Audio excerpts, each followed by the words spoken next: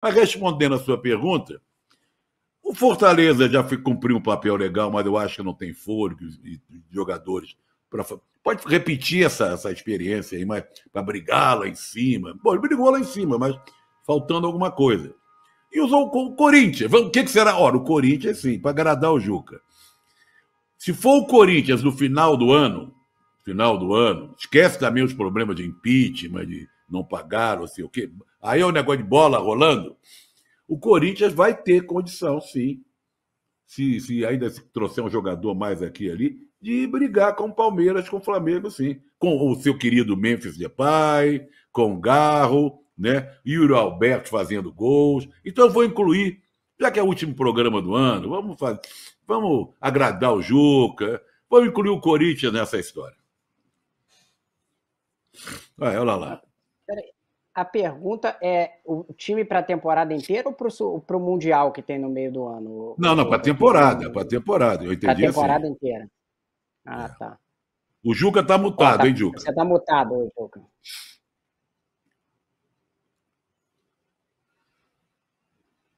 De novo. Eu estou mutado por causa da obra. O meu voto é Flamengo. Eu acho que, olhando hoje, o Flamengo é o time que precisa de menos. Você perguntou quais os times. Você botou no plural. Sim, a pergunta. Ok. O meu destacado é o Flamengo. Depois, no degrau logo abaixo, eu incluo sempre o Palmeiras, pela capacidade que tem. E, é claro, a julgar pelo que fez nos últimos 9 jogos do Campeonato Brasileiro, talvez tenha um lugar para o Corinthians. Mas o Corinthians é uma baita incógnita, sabe lá o que vai acontecer. Marrinha, e eu quero que você acrescente à sua resposta, Marrinha, uma outra questão. Quem foi, na sua avaliação, o jogador da temporada no Brasil? Luiz Henrique ou Estevão? Bom, sobre os times, primeiro que é uma incógnita grande, né? A gente não teve sequer a janela, né, para saber como é que vão estar os times. Mas eu colocaria ali que o Flamengo e o Palmeiras provavelmente vão estar no topo novamente, disputando ali os principais títulos, e os outros são uma incógnita ainda maior. Por quê? O Botafogo está num processo de crise financeira dentro do grupo, que precisa tapar um monte de buraco, pode sofrer um desmanche, já perdeu o principal meia e pode perder o técnico, e aí tem jogadores para que eventualmente sejam vendidos, então a gente não sabe qual vai ser o Botafogo. Se ele mantiver a base, aí ele continua forte, mas a gente não sabe se vai continuar. E o Corinthians, eu não sei se ele vai bater no muro financeiro, porque tem que ver se o clube vai conseguir pagar as contas. Se ele conseguir pagar as contas e manter esse time, aí ele tem um time forte ali para se tornar... O que tem sempre acontecido é o Flamengo e o Palmeiras se mantém ali e surge um terceiro para disputar com eles, né? Quase todo ano. Foi o Atlético Mineiro, agora veio o Botafogo de disputar, e no caso o Botafogo ganhou esse ano, né? Ganhou os 2 principais títulos.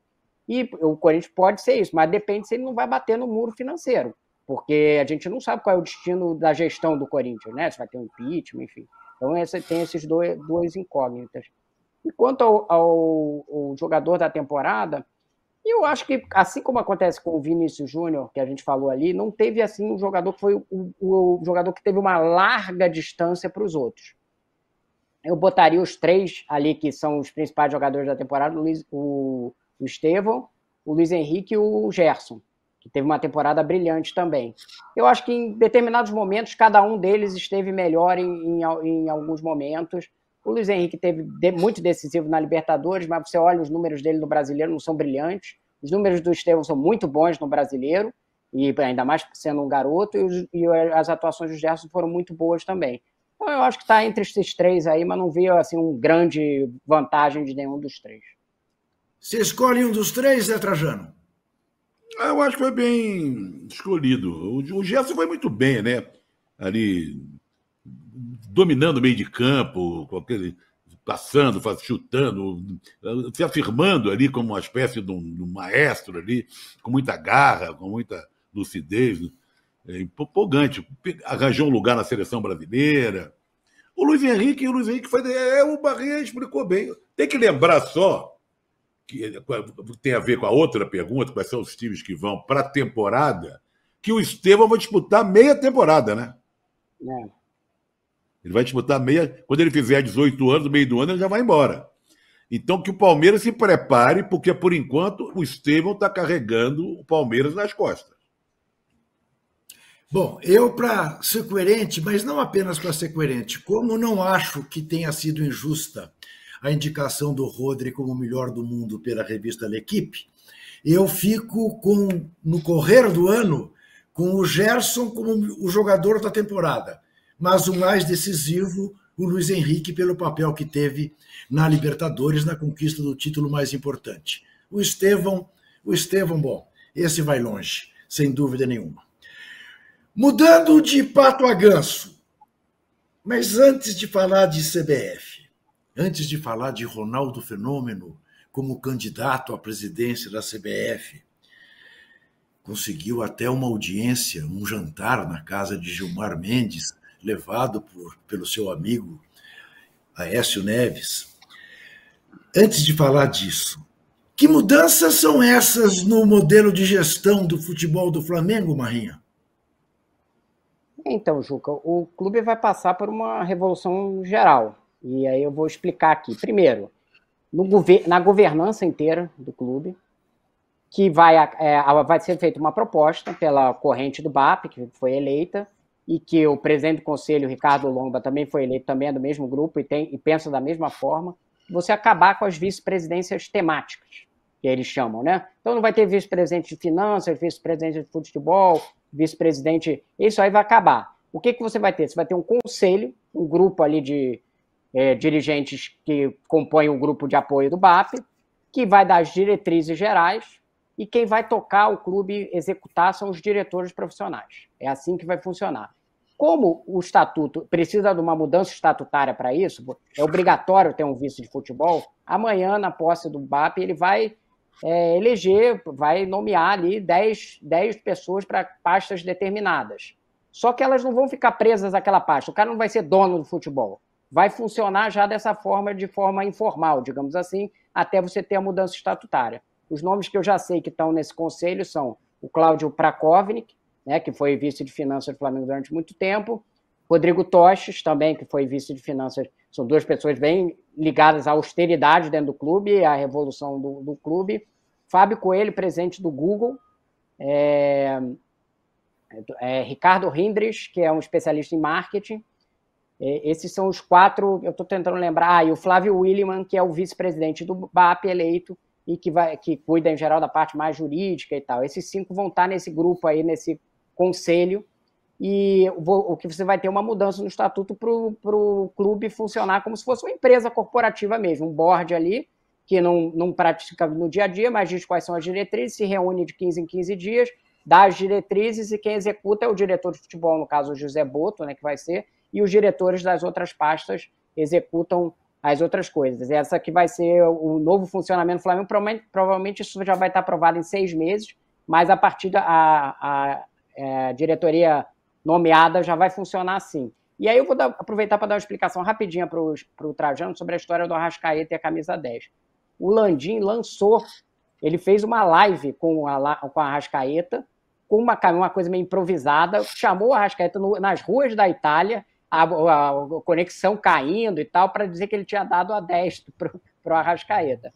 Dentro da nova diretoria do Flamengo, viram a coisa como um desastre, porque isso aí poderia ter sido usado, independente da opinião do Trajano, mas poderia ser usado como marketing, para venda de camisa, para você fazer um evento, olha, agora estamos lançando a camisa 10 do Arrascaeta e tal, e aí foi feito de uma forma, a descrição que me deram, completamente mambembe, né? Um presidente do clube lendo um negócio e do outro lado o Arrascaeta numa chamada de vídeo caindo o sinal na Itália. Né? Então, eu assisti, foi patético, além de ter sido extremamente antiético, porque um presidente que está apeado do poder não toma esse tipo de atitude. Porque se o próximo presidente não concorda, vai tomar a camisa 10 do Arrascaeta? Não pode fazer, porque seria uma ofensa ao Arrascaeta que não tem nada a ver com isso. Né? Foi um negócio típico de um bolsonarista. O que fez o senhor Landim. A posse é amanhã, né, Juca? Quer dizer, o BAP só vira presidente de fato em 1º de janeiro, mas tem uma posse amanhã. Aí, sabe, 2 dias antes da posse, você faz um vídeo assim, e aí foi visto isso, como inclusive uma oportunidade perdida de o Flamengo capitalizar e ganhar dinheiro com uma venda. E para completar, só dando a opinião do Trajano, Eu não acho que a 10 tem que ser aposentada, e eu acho que o Arrascaeta até é um jogador com tamanho para usar 10, tem uma história brilhante no clube e tal, não sei o quê. Eu gostava dele com a 14, mas é uma opinião pessoal, eu achava que tinha uma coisa pessoal dele, entendeu? Que era a marca dele, aquela 14, que inclusive é a camisa do Cruyff, né? Não é uma qualquer camisa no futebol mundial, né? Mas assim, se ele, a partir do momento que ele pediu, e ele acha que é importante para ele, acho que é justo diante de todas as coisas que ele conquistou dentro do clube. Ninguém ia dizer não para ele pedindo a 10, né? Exatamente. Olha aqui. Ele precisa jogar para honrar essa camisa 10, porque faz tempo que ele não joga, nem entra em campo, nem joga bem, mas vamos em frente. Ô Zé Trajano, antes da gente falar da CBF ainda, eu queria te colocar diante da seguinte questão. Você que há anos apresenta esta grande questão filosófica para o futebol mundial. Qual é a hora certa de demitir um treinador? Eu lhe pergunto, fosse você o presidente do Manchester City, ou o dono do Manchester City, você demitiria Pep Guardiola? Não, primeiro que eu não teria peito para fazer isso, né? Porque eu seria linchado em praça pública. Mas é uma situação curiosíssima. Ninguém imaginava uma coisa dessa. Logo após ele ter renovado o contrato até 2027. Porque ficou aquela coisa, não vai renovar, vai sair e tal. Ele pega, assina e tal, papai, e o time entra numa descida, num problema, num redemoinho danado. Eu acredito que se alguém vai sair, é ele pedindo demissão. Mas ele também não vai fazer isso. Não sei do tamanho que ele tem. Eu acredito que ele vai tentar ainda melhorar a situação, resolver, o City reencontrar seu melhor futebol. Só que, por mais que ele queira, a situação é muito dramática. Porque na Champions League, o City está em 22º lugar. E qualquer derrapadazinha ali, o City fica fora da próxima fase. E na Champions e na Premier League, o time já está em 5º lugar, cada vez mais distante do Liverpool.